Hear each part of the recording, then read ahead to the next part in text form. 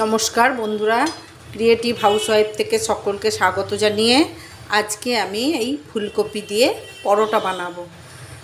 আমি এই পরোটা বানানোর জন্যে আমি কড়ায় একটু জল বসিয়ে দিয়েছি।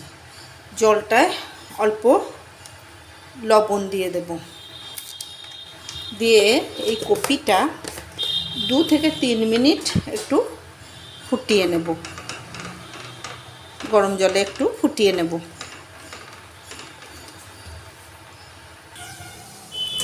এই কপিটা গরম জলে আমার 2-3 মিনিট ফোটানো হয়ে গেছে। আমি এরপর গ্যাসটা বন্ধ করে দেব। এইদিকে আমি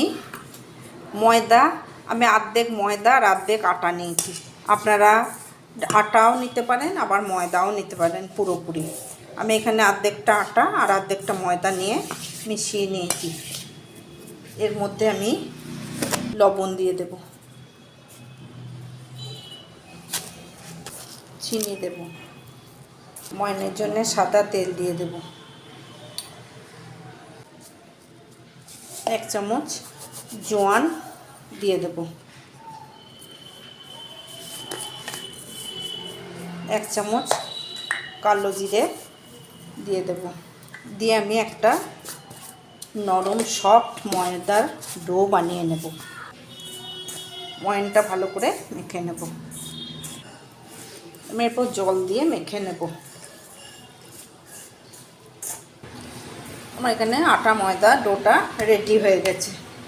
আমি একটু হাতে তেল দিয়ে ডোটার উপরে মেখে নেব। যে আমি এটা 5 মিনিট ঢেকে রাখবো। ততক্ষণে আমি কপির পুরটা বানিয়ে নেব। একটা পাত্রের মধ্যে গ্রেটার রেখে কপিটা গ্রেট করে নেব।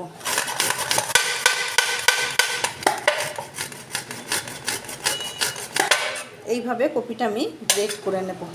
আমার কপিটা গ্রেট করা হয়ে গেছে। গ্রেট করা ফুলকপিটার মধ্যে পেঁয়াজ, লঙ্কা, টমেটো, ক্যাপসিকাম, আদা, ধনেপাতা, রসুন এই কুচনো এগুলো দিয়ে দেব। আর মশলার মধ্যে নুন, হলুদ, গরম মশলা, ভাজা জিরের গুঁড়ো আর একটু লঙ্কা গুঁড়ো নেব।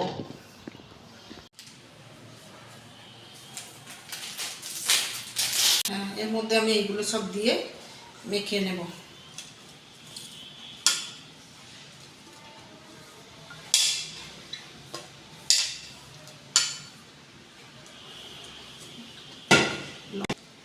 আমি এরপরে মশলাগুলো দিয়ে দিচ্ছি, দিয়ে সব মেখে নেব।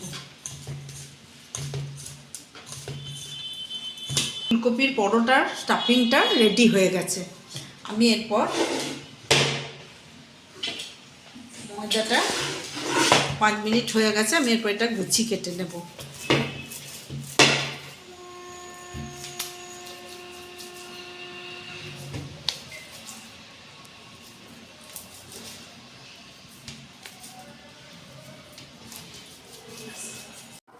এই গুছিগুলো একটা বাটির আকারে করে নিয়ে স্টাফিংটা পুড়ে নেব।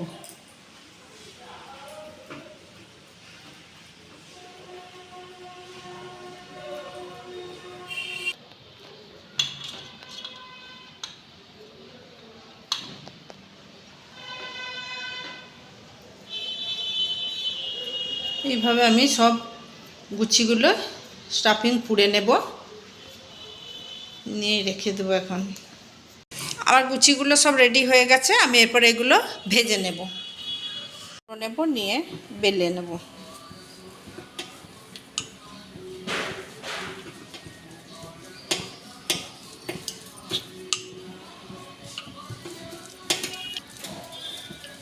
এটা ননস্টিকের কড়া, এর মধ্যে আমি ভেজে নেব।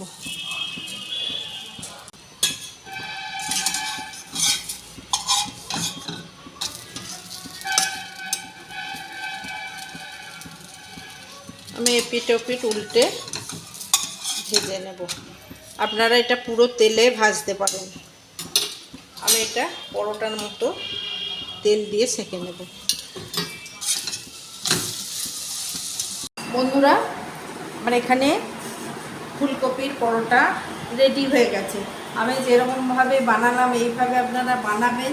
তরকারি ছাড়া সকালে টিফিনে এটা খুব ভালো লাগে খেতে, আর খুব তাড়াতাড়ি হয়ে যায়, খেতেও খুব সুস্বাদু। আর এটা সস যোগে খেতে পারেন, শুধু খেতে পারেন চা দিয়ে। আমার এই রেসিপিটা আপনাদের কেমন লাগলো জানাবেন অতি অবশ্যই। আর এই রেসিপিটা ভালো লাগলে লাইক, শেয়ার, কমেন্ট করবেন এবং সাবস্ক্রাইব করতে ভুলবেন না। আমার এই রেসিপিটা দেখার জন্য ইনস্টাগ্রাম এবং ফেসবুকে ফলো করবেন। আর অনেক অনেক সাবস্ক্রাইব, লাইক, শেয়ার, কমেন্ট করবেন। ধন্যবাদ।